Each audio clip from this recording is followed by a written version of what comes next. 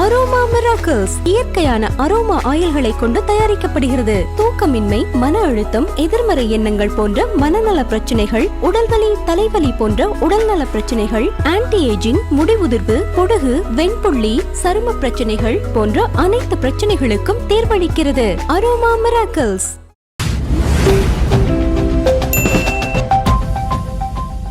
Okay sir, இப்போ அந்த ஜனவரி 9க்கு வருவோம். இப்போ 10ஆம் தேதி பராசக்தி ரிலீஸ் ஆகுது, 9ஆம் தேதி ஜனநாயகன் ரிலீஸ் ஆகுது. இந்த மோதல் அதிகமாகிக்குதுன்னு சொல்றாங்க. ஒரு காலகட்டத்தில் விஜய் அவர்கள் சிவகார்த்திகேயன் கிட்ட அந்த துப்பாக்கியை கொடுத்தாரு. போற எல்லா மேடையிலும் விஜய் குறித்து பேசுறாரு. இப்போ ரொம்பவே அமைதியா இருக்காரு. சரி, இந்த அமைதிக்கான காரணம் என்ன?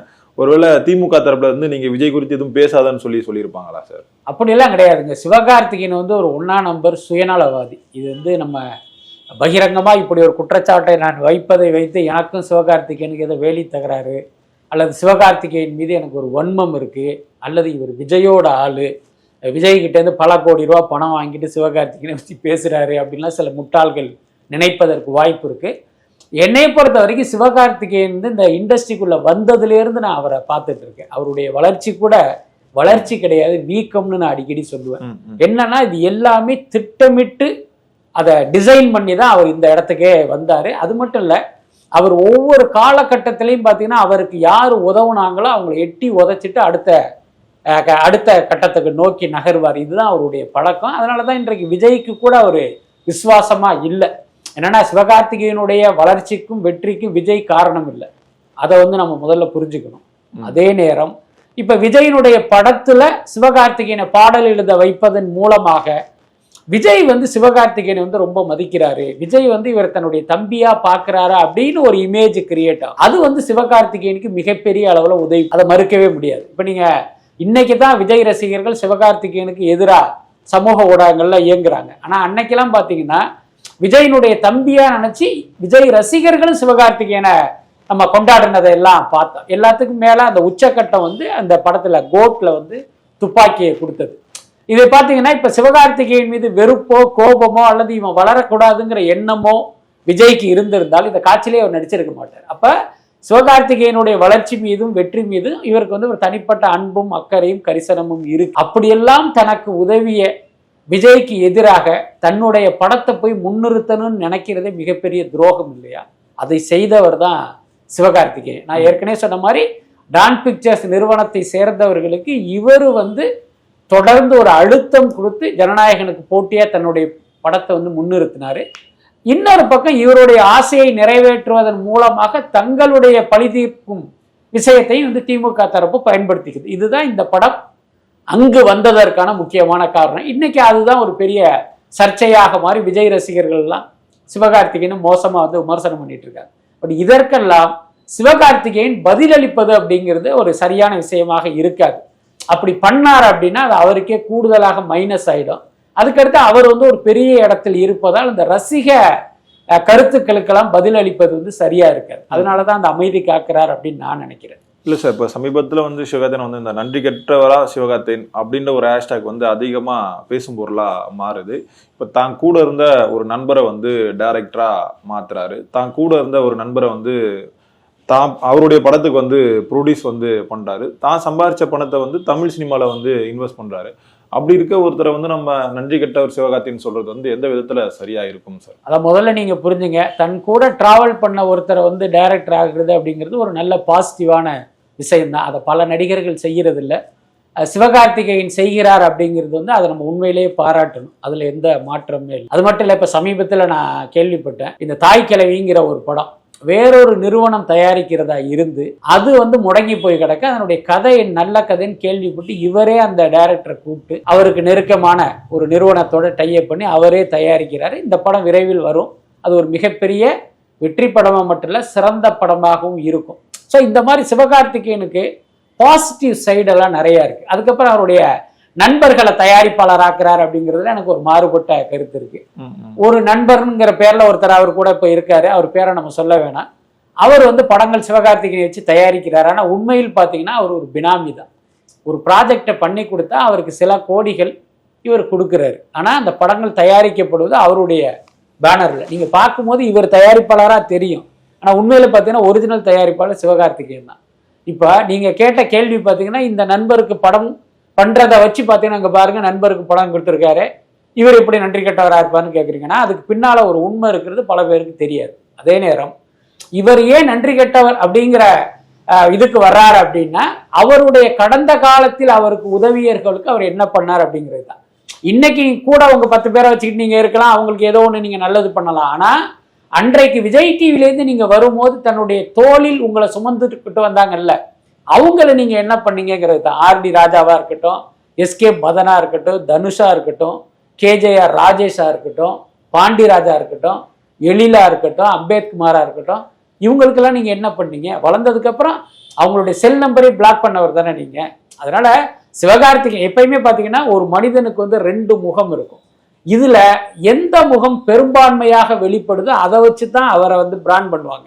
புரியுதா இல்லை? உதாரணத்துக்கு சொல்றேன், போலீஸ்காரர்கள்ல நல்லவர்களும் இருக்காங்க, கெட்டவர்களும் இருக்காங்க. ஆனா பெரும்பாலான போலீஸ்காரர்கள் கையை விட்டு வாங்குறாங்கிறத வச்சுதான் போலீஸ்காரனாலே மாமூல் வாங்குவாங்க அப்படின்னு ஒரு சித்தரிப்பு இருக்கு. அதே மாதிரி ஆட்டோக்காரங்கள நல்லவங்களும் இருக்காங்க, கெட்டவங்களும் இருக்காங்க. ஆனா பெரும்பாலான ஆட்கள், பெரும்பாலான டிரைவர்கள் மீட்டருக்கு மேல காசு கேட்பாங்க. அதனால ஆட்டோக்காரங்கனால அதிகமா காசை புடுங்குவாங்கன்னு ஒரு கருத்து இருக்கு. அந்த மாதிரி தான் சிவகார்த்திகேயன்ட்ட பல நல்ல பண்புகள் இருக்கு, குட் குவாலிட்டிஸ் இருக்கு, அதுல மாற்றமே இல்லை. ஆனால் அதை மேலோங்கி உங்களுடைய கெட்ட முகம் வெளிப்படுறதுனால உங்களை வந்து இப்படி பிராண்ட் பண்றோம், அவ்வளவுதான். இப்போ அதே மாதிரி விஜய் சார் அரசியலுக்கு வந்ததுக்கு அப்புறம் ஒட்டுமொத்த அந்த தமிழ் சினிமாவும் விஜய்க்கு எதிரான ஒரு மனநிலையில வந்து இருக்கு. இப்போ இந்த பக்கம் திமுக சார்பா வந்து ரஜினி சார் சப்போர்ட் பண்றாரு, கமல் சார் வந்து சப்போர்ட் பண்றாரு, விஜய்க்கு ஆதரவா தொடர்ந்து வந்து அஜித் சாரும் பேசாரு, அஜித்துக்கு ஆதரவா விஜய் சாரும் வந்து தொடர்ந்து பேசிட்டு இருக்காங்க. இப்படி பார்க்கலாமா சார் இந்த மோதல? அதாவது அஜித் வந்து விஜய்க்கு ஆதரவாக பேசுவதாக நம்ம எடுத்துக்க கூடாது. அவர் வந்து ஜென்ரலா ஒரு கருத்து சொல்றாரு, அந்த கருத்தை வந்து நம்ம விஜயனுடைய ஆதரவு கருத்தை நம்மளா பொருத்திக்கிறோம், அதுதான் உண்மையான விஷயம். அதுக்கப்புறம் விஜய் வந்து மலேசியாவில் பேசினது, மலேசியாவில் ஏற்கனவே பில்லான்னு ஒரு படம் எடுத்திருக்காங்க, என் நண்பர் அஜித் நடித்தது அப்படின்னு சொன்னார். என்ன காரணம் அப்படின்னா, மலேசியாவில் முழுமையாக எடுக்கப்பட்ட படங்கிற அடிப்படையில் பில்லா வந்து எல்லாருடைய ஞாபகத்திலையும் இருக்கும். அதே நேரம் விஜய் பேசும்போது மலேசியாவில் கபாலின்னு ஒரு படம் எடுத்திருக்காங்க, அதுல ரஜினி நடிச்சிருக்காரு, அதை அவர் சொல்ல மறந்துட்டாரு. இப்ப இதை வச்சு நீங்க சொல்லலாமா இவர் அஜித்துக்கு ஆதரவா பேசுறாரு, விஜய்க்கு எதிரா அந்த ரஜினிக்கு எதிரா வந்து இந்த கருத்தை சொல்லாம விட்டாரு நம்ம சொல்ல முடியுமா? அது பாத்தீங்கன்னா அப்படி ஒரு ஃப்ளோவில் தற்செயலாக வருகிற பேச்சு தான் அது. அதை வச்சு ஆதரவு எதிர்ப்போ அப்படிலாம் முடிவு பண்ணிட வேண்டியதில்லை. அதே நேரம் திரையுலகில் இருப்பவர்கள் விஜய்க்கு எதிராக இருக்கிறார்கள் அப்படின்னு நம்ம சொல்ல முடியாது. அதே நேரம் பல பேர் அந்த மாதிரி இருக்காங்க, அதுவும் நம்ம ஒத்துக்கிட்டு தான் ஆகணும். அதுக்கு காரணம் என்ன அப்படின்னா, விஜய் எதிர்ப்பை நம்ம காட்டணும் அப்படிங்கிறது கிடையாது. அந்த மாதிரி ஒரு சில பேர் இருந்தாலும் பொதுவாகவே இந்த திரையுலகினருக்குள்ள ஒரு பெரிய பழக்கம் என்னன்னா, இவர்கள் எல்லா காலத்திலுமே ஆளுங்கட்சின்னு அடிமையாகவே இருந்து பழக்கப்பட்டவர்கள் தான். எந்த கட்சி ஆள்கிறதோ அவர்களுக்கு ஆதரவான ஒரு நிலைப்பாட்டை தான் எடுப்பாங்க. அவர்களுக்கு பிடிக்காத எதையும் செய்ய மாட்டாங்க, அவர்களுக்கு பிடிக்காதவர்களுக்கு ஆதரவாக இருக்க மாட்டாங்க. என்ன காரணம் அப்படின்னா, இப்போ நம்ம படம் எடுக்கும் போது ஒரு பிரச்சனை வரும், அல்லது நம்ம படத்தை ரிலீஸ் பண்றதுக்கு ஒரு பிரச்சனையை கொடுப்பாங்க, அல்லது ஏதோ ஒரு வகையில அரசு வந்து நமக்கு இடையூறை ஏற்படுத்துங்கிற பயத்துல அந்த அரசனுடைய ஆதரவு நிலைப்பாட்டிலே இருப்பாங்க. இன்னைக்கு விஜய் என்பவர் அரசியலுக்கு வந்து திமுகவுக்கு எதிராக கத்தி வீசிட்டு இருக்காரு. திமுகவை தீய சக்தின்னு பிராண்ட் பண்ற அளவுக்கும் திமுகவுடைய கோபத்துக்கு ஆளான ஒரு நடிகராகவும் இயக்கமாகவும் தாவேகா இருக்கும்போது அவருக்கு வந்து எப்படி திரையுலகம் வந்து சப்போர்ட் பண்ணும்? அப்படி சப்போர்ட் பண்ணான்னா இவங்களுடைய எதிர்காலமே பாதிக்கப்படும். இப்போ உதாரணத்துக்கு ஒரு நடிகர் விஜய்க்கு ஆதரவா கருத்து சொல்றான்னு வச்சுக்குவோம், அல்ல ஆதரவா பேசுறான்னு வச்சுக்குவோம். அப்ப இங்க இருக்கிற தயாரிப்பாளர் என்ன பண்ணுவாருன்னா, இவர் விஜய்க்கு ஆதரவா பேசிட்டாரு, இவருக்கு வாய்ப்பு கொடுத்தா இப்ப நம்ம படம் ரிலீஸ் பண்றதுல பிரச்சனை வருமோ அப்படின்னா அவங்களுக்கு வாய்ப்பு கொடுக்க மாட்டாங்க. புரியுதா இல்லையா? அதே மாதிரி ஒரு தயாரிப்பாளர் பேசினா இதே மாதிரி அவருடைய படத்துக்கு பிரச்சனை வரும். ஒரு இயக்குனர் பேசினா அவருக்கு பட வாய்ப்பு கொடுக்க மாட்டாங்க. இப்படி ஒரு மனநிலை இருப்பதால் இவர்கள் எல்லாமே அமைதியாக இருக்காங்க, அதுதான் உண்மை. சார், இப்போ அந்த ஜனநாயகன் படம் ரிலீஸ் ஆகும்போது நிறைய நெருக்கடிகளை வந்து கொடுப்பாங்கன்னு வந்து சொல்றாங்க சார். இப்போ அந்த படம் வந்து ஃபேக்கான ரிவ்யூஸ்லாம் வந்து கொடுப்பாங்க, சோஷியல் மீடியாஸில் வந்து படம் நல்லாதுன்னு சொல்லி எழுதுவாங்கன்னு சொல்லி சொல்றாங்க, நிறைய தியேட்டர்ஸ்களை வந்து கொடுக்க மாட்டேன்னு வந்து சொல்றாங்க. இதெல்லாம் நடக்கிறதுக்கான வாய்ப்புகள் இருக்கா? நிச்சயமா இருக்கு, அதுல எந்த மாற்றமுமே இல்லை. முக்கியமாக யூடியூப் என்கிற அந்த சமூக ஊடகங்கள் மூலமாக பார்த்தீங்கன்னா ஜனநாயகனுக்கு வந்து ஒரு பெரிய நெருக்கடி கொடுக்கறதுக்கு வாய்ப்பு இருக்கு. சமீபத்தில் கூட ஒரு தகவல் கேள்விப்பட்டேன், இப்போ சிவகார்த்திகேயன் வந்து இந்த மாதிரி இந்த படத்தை வந்து இப்படி பண்ணியிருக்காரு, ஜனநாயகத்துக்கு எதிராக நிறுத்தினாருன்னு ஒரு விஷயத்தை நம்ம தான் பிரேக் பண்ணோம். நம்ம சொன்னதுக்கப்புறம் அது பல்வேறு யூடியூப்ஸில் வந்து செய்தியாக வர ஆரம்பித்து சிவகார்த்திகேயனுக்கு ஒரு எதிரான மனநிலை வந்து உருவாச்சு. உடனே சிவகார்த்திகேயன் தரப்பு என்ன பண்ணிட்டாங்க, ஒரு கிட்டத்தட்ட ஒரு 50 யூடியூப் சேனல்களை செலக்ட் பண்ணி ஒவ்வொருத்தவங்களுக்கும் 50,000 ரூபா பணம் தர்றேன்னு சொல்லி 15,000 ரூபா அட்வான்ஸ் கொடுத்துருக்காங்க. பராசக்தி வரும்போது உங்களுக்கு 35,000 பேலன்ஸ் தர்றேன் அப்படிங்கிற மாதிரி பணப்பட்டுவோட நடந்திருக்கு. அவங்களுக்கு கொடுத்த அஜெண்டா என்னன்னா, விஜய்க்கு எதிராக பராசக்திக்கு ஆதரவாக நீங்க வந்து ஒரு நிலைப்பாட்டை எடுக்கணும், விஜயை எதிர்க்கிற என்னை போன்றவர்களையும் கழுவி ஊற்றணும் அப்படிங்கிறது தான் இவங்க கொடுத்த அசைன்மெண்ட். இப்ப நமக்கு தெரிஞ்சே இது அப்படின்னா நமக்கு தெரியாம இவங்க என்ன வாரியான விஷயங்கள்லாம் பண்ணியிருப்பாங்கிறது நம்ம புரிஞ்சுக்கலாம். ஒரு பக்கம் சிவகார்த்திகேயன் தரப்பு அவர்களுடைய இணைய கூலிப்படையை வைத்து இந்த மாதிரியான ஒரு தாக்குதலை நடத்த திட்டமிட்டு இருக்கிற அதே நேரம் சிவகார்த்திகனுடைய ரசிகர்கள் அவங்க எங்கெங்கேயோ இருப்பாங்க, அவங்களுக்கு சிவகார்த்திகேயன் எந்த சம்பந்தமே இருக்காது. அவங்களே பார்த்தீங்கன்னா சிவகார்த்திகேயனுடைய எதிரி விஜய், பராசக்திக்கு எதிரி ஜனநாயகன் அப்படிங்கிற அடிப்படையில் அவர்களும் இந்த படத்துக்கு எதிரான ஒரு விஷயத்தை தொடங்குவாங்க. இன்னொரு பக்கம் பராசக்தி படத்தை வெளியிடுகிற ரெட் ஜெயண்ட் நிறுவனமும் பார்த்தீங்கன்னா அந்த தியேட்டர்களை கைப்பற்றுவதன் மூலமாக ஜனநாயகனுடைய வசூலை குறைப்பதற்கான ஒரு வேலையும் அவங்க தொடங்கிட்டாங்க. ஏற்கனவே நம்ம எல்லாருக்கும் தெரியும், 9ஆம் தேதி இந்த படம் வருது. 9ஆம் தேதி பார்த்தீங்கன்னா அந்த படம் ரிலீஸ் ஆகிற தியேட்டரில் 4 காட்சிகளும் இந்த படம் தான் ரிலீஸ் ஓடும். ஆனால் அடுத்த நாள் இவங்க என்ன பண்ணிட்டாங்க, அதிலிருந்து 2 காட்சியை பிடுங்கிட்டாங்க. அப்போ என்னாகும் அப்படின்னா இந்த படம் ஒரு 100 கோடி ரூபா வசூல் பண்ணுறதுக்கு 4 காட்சியாக இருந்தால் அந்த 100 கோடி வசூலுங்கிறது ஒரு 2 நாள் 3 நாள்லேயே சாத்தியமாயிடும். அதிகபட்சம் 4 நாள்னு கூட வச்சுங்களேன். ஆனால் அது 2 காட்சியாக பிடுங்கும் போது அந்த 100 கோடியை தமிழ்நாட்டில் மட்டும் சொல்கிறேன், அது 100 கோடியை வந்து அது ரீச் பண்ணுறதுக்கு பார்த்தீங்கன்னா ஒரு 2 வாரம் ஆகும். ஸோ இந்த மாதிரி பார்த்தீங்கன்னா அந்த ஜனநாயகன் ஏற்படுத்த போகிற அந்த சாதனையை முறியடிக்கிற வேலையை வந்து இவங்க தொடங்கிட்டாங்க. இல்லை சார், இப்போ யூடியூப் சேனலுக்கு சிவகார்த்திகேயன் ஏன் சார் காசு கொடுக்கணும்? நான் இப்போ ப்ரொடியூசர் வந்து அந்த படத்துக்கு வேற ஒரு ப்ரொடியூசர், ஆக்சுவலாக அந்த படத்தில் நடித்த ஒரு நடிகர் தான். அப்படி இருக்கும்போது சிவகார்த்திகேயன் வாலண்டியராக இதை பண்ணணும் சார். இப்போ பாருங்க, பராசக்தி படம் வந்து ஒரு மிகப்பெரிய வெற்றி அடைவதாக வச்சுக்குவோம். அதனுடைய மைலேஜ் யாருக்கு போகும்? சிவகார்த்திகேயனுக்கு தான். இங்கே தான் பணம் போட்ட தயாரிப்பாளர் ஒருத்தர், அந்த படம் வெற்றி அடைந்தால் லாப நஷ்டம்ங்கிறது அவரை சேர்ந்ததாக இருந்தாலும் ஒரு படம் வெற்றி அடையும் போது அதனுடைய பலன் 90% அந்த ஹீரோவுக்கு தான் போகும். அந்த வெற்றியை பயன்படுத்தி பார்த்தீங்கன்னா இமீடியட்டா அவர் சம்பளத்தை உயர்த்துவார். புரியுதா இல்லையா? அதனால ஒவ்வொரு நடிகருக்குமே அவர்களுடைய படம் வெற்றி அடையணுங்கிறது ரொம்ப ரொம்ப முக்கியம். எப்பயுமே என்ன பண்ணுவாங்க அப்படின்னா, சிவகார்த்திகேயன் உட்பட தங்களுடைய படம் வரும்போது இந்த ஊடகங்களை வாடகைக்கு எடுத்து அந்த படத்தை ப்ரொமோட் பண்ண வைப்பாங்க. இது எல்லாருமே பண்றது தான். இப்ப சிவகார்த்திகேயனுக்குள்ள நெருக்கடி என்ன அப்படின்னா, பராசக்தி வெற்றி அடையணும் அப்படின்னா அது கூட வருகிற ஜனநாயகன் வந்து நீங்க கீழே இறக்கணும். அந்த கோட்டுக்கு பக்கத்துல ஒரு பெரிய கோடு போட்டா தான் அது சின்ன கோடா மாறும். அப்ப பராசக்தியை வந்து நீங்க அப்படி பூஸ்டப் பண்ணி ஒரு பெரிய படம் வசூல் படமா அதை மாத்தினா தான் ஜனநாயகனுடைய வசூலை உங்களால குறைச்சி காட்ட முடியும். ஸோ அந்த வேலையை தான் அவர் பண்ணிட்டு. அதே மாதிரி நீங்களே சொல்லியிருந்தீங்க சார், இப்போ ஜனநாயகன் படம் வந்து மிகப்பெரிய ஒரு சாதனையை வந்து படைக்கும்னு சொல்லிட்டு, விஜய் சார் அவர்களும் வந்து மேடைக்கு மேடை என்னுடைய கரியரின் உச்சத்தை விட்டுட்டு நான் அரசியலுக்கு வரேன்னு வந்து சொல்றாரு. ஒருவேளை இந்த பிராண்டை உடைக்கணுன்றதுக்காக தான் அந்த பராசக்தி படத்தை எடுக்கிறாங்க, மற்ற நெருக்கடிகள்லாம் கொடுக்குறாங்க, எடுத்துக்கலாமா சார்? அதாவது முதல்ல புரிஞ்சுங்க, ஜனநாயகன் படத்தை காலி பண்ணணுங்கிறதுக்காக பராசக்தி படம் எடுக்கல.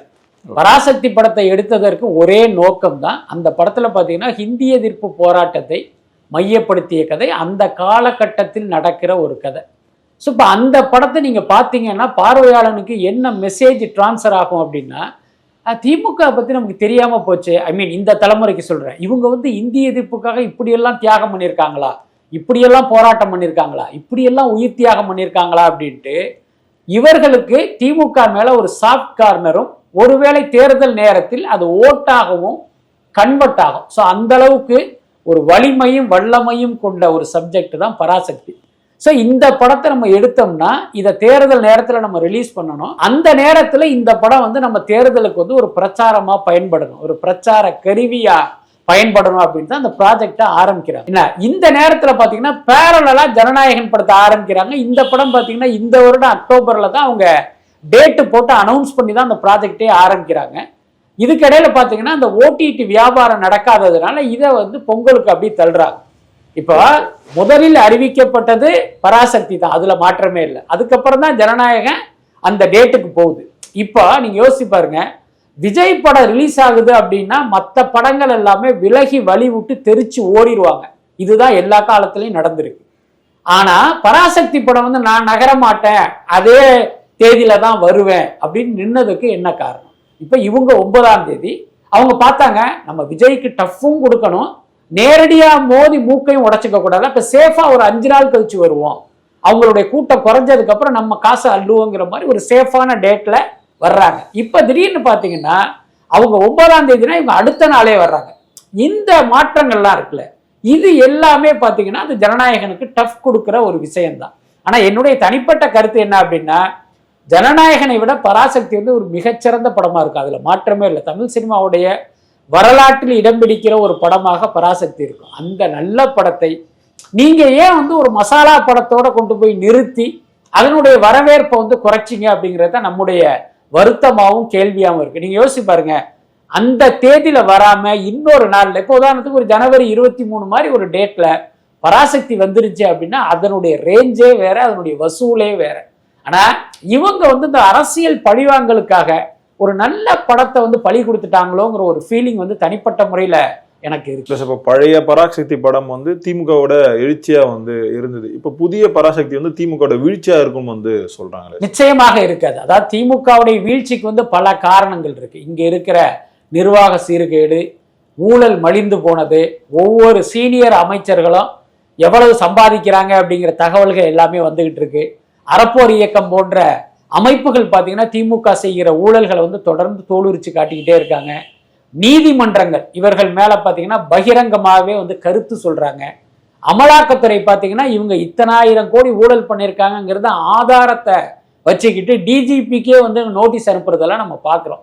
ஸோ இது போன்ற செயல்கள் தான் திமுகவுடைய வீழ்ச்சிக்கு காரணமா இருக்குமே தவிர, அதாவது திமுக ஆட்சியினுடைய வீழ்ச்சிக்கு காரணமாக இருக்குமே தவிர, பராசக்தி வந்து நிச்சயமாக அதனுடைய வீழ்ச்சிக்கு காரணமா இருக்குது. இன்னும் சொல்ல போனா, நான் சொன்ன இந்த காரணங்களால் திமுக ஆட்சி வீழ்ச்சியை நோக்கி வரும்போது அதை தாங்கி பிடிக்கிற சக்தியா வந்து பராசக்தி படம் இருக்கும்.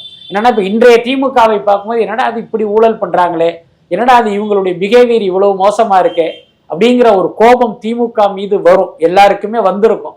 ஆனா இந்த பராசக்தி படத்தை பார்க்கும்போது அடடா இவங்களுடைய கடந்த காலம் இப்படிப்பட்டதா, அப்படிப்பட்ட ஒரு உன்னதமான இயக்கமா, இவங்க ஏன்பா இப்படி போயிட்டாங்க அப்படிங்கிற ஒரு வருத்தமாக அது கன்வெர்ட் ஆகும். புரியுதுல? திமுக ஆட்சி மீது மக்களுக்கு இருக்கிற அந்த அடக்க முடியாத கோபம் பராசக்தி படத்தால் பார்த்தீங்கன்னா அது ஒரு வருத்தமா கன்வெர்ட் ஆகும், ஒரு சாஃப்டா அது மாறும். அப்படி இருக்கும்போது பராசக்தி படத்தை நம்ம நிச்சயமாக திமுக வீழ்ச்சியை வந்து சொல்லவே பொறுத்திருந்து பார்ப்போம் சார்.